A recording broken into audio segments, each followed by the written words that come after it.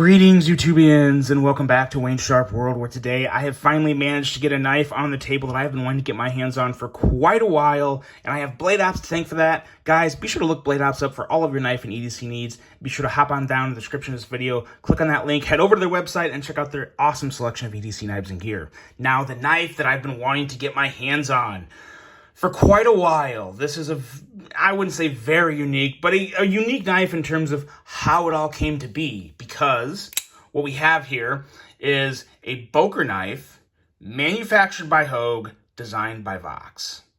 Ooh, and look at that little shine up there. This is an excellent design, a lot of good things going for it, but there is one thing that kind of makes me cringe. We'll get into all that, but first, let's take a look at some overall specs on this knife right here. We have an overall length of 7.5 inches with a blade length coming in at 3 inches and a blade width right at 1 inch. We have a blade thickness of your standard 120 thousandths and a blade material of 154 cm. We have a rather elegant drop point style design with a blade grind of a flat grind and a handle length at 4.5 inches. Handle thickness on this guy is 450 thousandths and a handle width coming in at 1.12 inches. Handle material on this guy is aluminum with, of course, that button lock firing mechanism and a user of a right or left hand tip-up carry. Weight on this guy is 3.4 ounces. And the price, this is what kind of makes you cringe a little. We're looking at $239 for this knife. Now, keep in mind, it is manufactured by Hogue, so it is an American-made knife. But $239 is still up there. It is still up there. Even with the Vox tax on it, it's still up there. Well, I'll give you my opinion on the price as we get towards the end of this review. But let's take a look at some size comparisons and see just what we have to compare it with here. Because it's not a huge knife. Definitely a knife that has a little more handle than blade, which isn't necessarily a bad thing. But here we have the Civivi Elementum. And let's also bring out your Benchmade Bug Out. As you can see there, bigger than both these knives, actually slightly longer than the Bug Out as well. And what else do we have here to compare it to? Not necessarily the greatest in terms of size, but it's a Vox design, so why not? The CRKT Pilar, of course, it's considerably bigger than that. And one more here, let's go another Hogue. Here we have the K320 Nitron.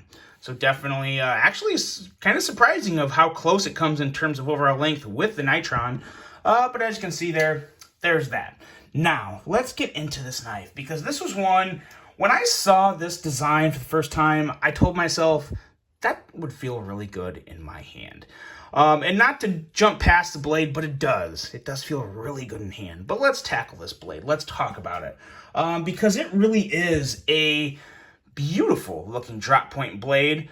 Every little inch of this blade, in my opinion, is very attractive. Has some very nice jimping up here that you can put your thumb on, and it does line up just really well.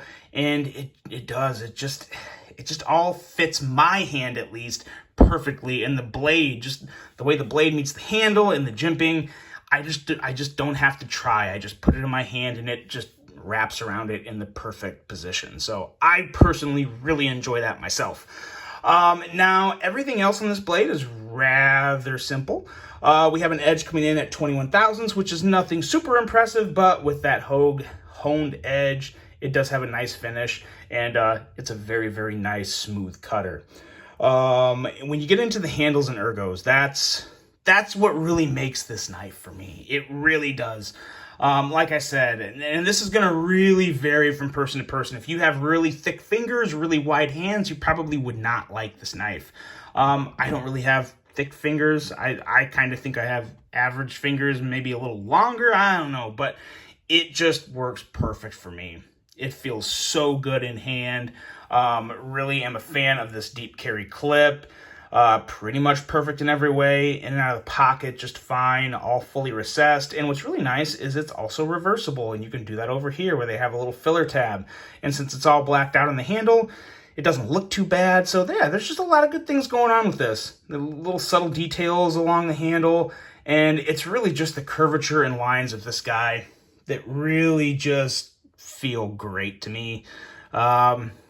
It's Vox. It's definitely Vox.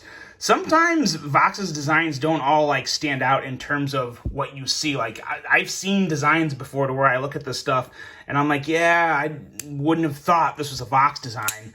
But when you put it in hand, that's when you're like, oh, yep, yeah, that is definitely a Vox design. So just an excellent job of feel in hand, and then a really good job of execution from Hogue. This is probably the best automatic I've ever felt from Hogue, just in front of the Ballista. And I really do like the Ballista. The only reason I like this a little more is, like I said, it does feel slightly better in hand, even though the Ballista had some very good ergos as well, and it had that choil. This just, it's one of the very few knives that I don't care that it doesn't have a choil. I usually really enjoy the forward finger choil, but I don't miss it on this one because everything just feels so natural and so comfortable once it gets in my hand. I just have nothing to complain about. And just overall, the overall fit and finish on this guy is typical Hogue quality. I think everybody knows Hogue makes a fantastic knife in terms of fit and finish and materials and edge sharpness. Just a winner. So a lot of good things to really like about this in terms of handle and ergos. And now the action, which is also super, super impressive. This here fires exactly like a ProTech.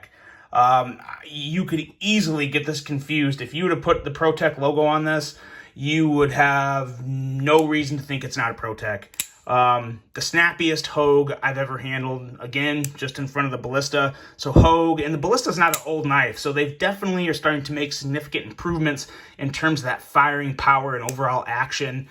It's just very nice, and it's also very easy to close one hand because while it does rock it out, it doesn't have a super, super strong spring in terms of bringing the blade back into the handle. So that's always really nice too. That's usually one of the bigger drawbacks for me in terms of automatics is sometimes if that spring's hard, it can be kind of a pain in the butt to close one hand. But as you can see, this one really is kind of just a piece of cake. So just super, super impressive action on this. And impressive ergos, impressive blade, well, I don't want to say impressive blade because it is more along the lines of average in terms of a blade. But ergos and action are fantastic. And the only thing that's not fantastic, this is where I get really hung up on this guy, is the price. And I am trying to take everything into consideration here. I understand it's American made. I understand it's designed by Vox. I get all that. But you're still, at the end of the day, you're just talking aluminum and 154 cm. And when you look at other knives in that price range, you have the ProTech SBR at, I think, $190 now. Now, granted, that's even gone up with inflation and everything, but $190. And then there's the Hogue Ballista, which I believe is coming in, do I have it in my notes here?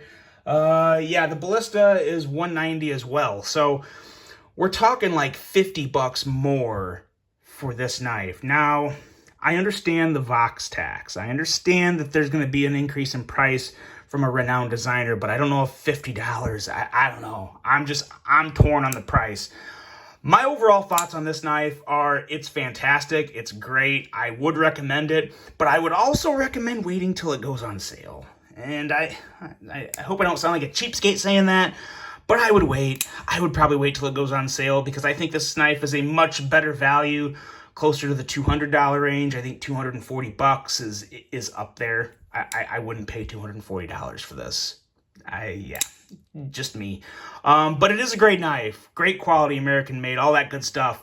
And if you don't mind paying $239 for it, by all means, click that link below and pick one up. But it is definitely one worth considering and one looking up, but I'm sure at some point, I don't think that you're going to be selling off the shelves like crazy at this price. So there's a good chance it will be on sale with the upcoming holidays. I hope so, because if I could find one on sale, I would like to pick up a stonewashed version. I believe there's also a stonewashed version without the black coating that I would like a whole lot. And other than the price, it is the full package. It's a great knife. It's everything I was hoping it would be.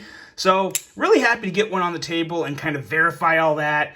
But that's it, guys. That is the Boker Plus. What do we got here? Boker Plus Vox Karakurt. That's a mouthful, but it is an excellent handful of a knife. Let me know what you guys think. Really hope you enjoyed this one. Hope you have a great rest of your day. And until the next one, I'm out.